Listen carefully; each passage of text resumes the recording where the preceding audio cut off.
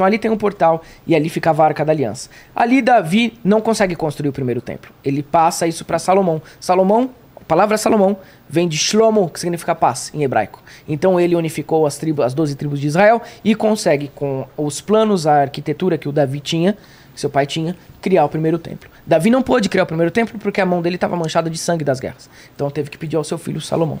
E ele começa a criação do templo de Salomão. Primeira criação. Primeiro templo. Tá? Isso começa em aproximadamente 1050 a 900 anos antes da Era Comum. É erguido o templo baseado nas plantas que Davi tinha, porque Davi tinha falado com Deus, tinha tido uma visão espiritual. E aí ele constrói o templo ali e ali guarda-se a Arca da Aliança.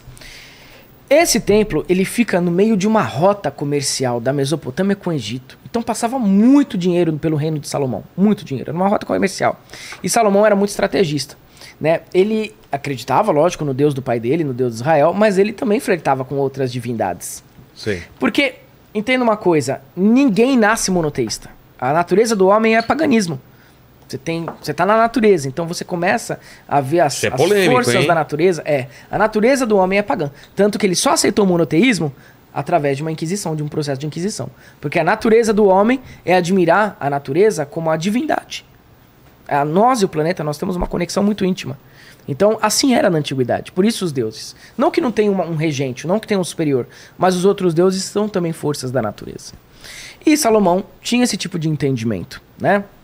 Por isso que dizem que ele incorreu em pecado. Não é que ele incorreu em pecado nenhum. Simplesmente era natural para esse povo de Israel dessa época adorar vários deuses. Você tinha o deus do trovão, que era Baal, que também vem aqui para mitologia tupi. Nós temos também Yanderu, Tupã, deus do trovão.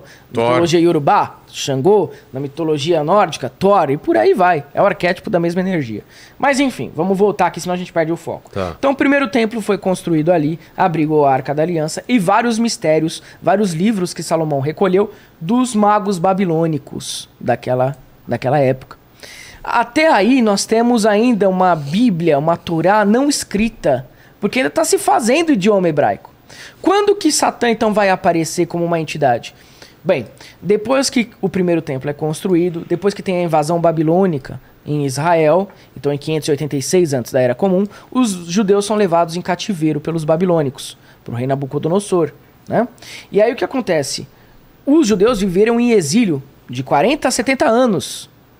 Quando eles estão na Babilônia, aí eles têm contato com uma doutrina dualista. Antigamente, não existia dualidade. Deus era um todo, criador do bem e do mal. Isso está no livro de Isaías 45. Não existia figura do mal. Não o do mal encarnado. Tá. Existiam situações desconfortáveis na tua vida que fazia parte do processo da existência. Entendi. A partir do momento que você tem a manifestação do universo, você não está mais em unidade. Você tem que lidar com os problemas. A luz e as trevas fazem parte de um todo. Depois que os judeus, então, são exilados para a Babilônia e vivem lá em cativeiro, eles começam a ter contato com uma doutrina chamada zoroastrismo. Exato. E aí o Zoroastra tem um deus do bem, que inclusive falam que é a Ahura Mazda, e um deus do mal, Arimã. Os 6 magos que vão esperar Jesus, vão encontrar com Jesus, eram do Zoroastrismo. Dizem que eram magos persas, né? Exatamente. Cada um leva um presente que tem um significado também na alquimia. Zoroastrismo Zoroastra. É o quê? É uma doutrina dos persas.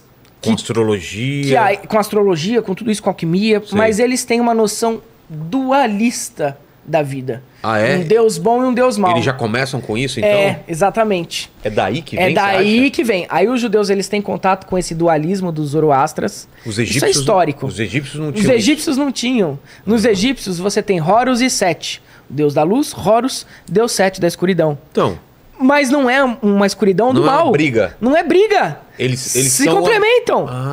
Por exemplo, se você só culta uma divindade solar do sol, ele vai fazer o quê? Vai ter abundância, vai ter primavera, vai ter colheita, só que o mesmo calor que te traz essas colheitas vai queimar sua plantação.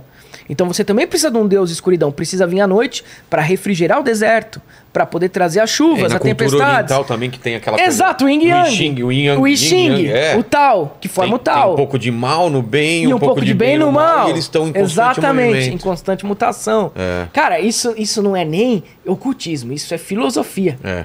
Bom, enfim, então você tem Sete. Certo. Trazendo o aspecto de das trevas necessárias para acalmar o calor dos desertos, e você tem Horus trazendo a luz para poder trazer as plantações. Os egípcios viviam assim. Entendi. Uma hora cultuavam Horus, aí Horus trazia a colheita. Quando Horus estava demais, o calor estava excessivo, os rios secando, cultuava-se Sete.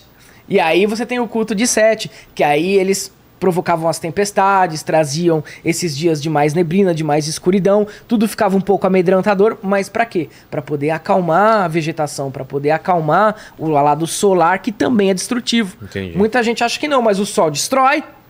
Já é vista aí o que está acontecendo no mundo, aquecimento global. Então nunca foi cultuado só um deus solar.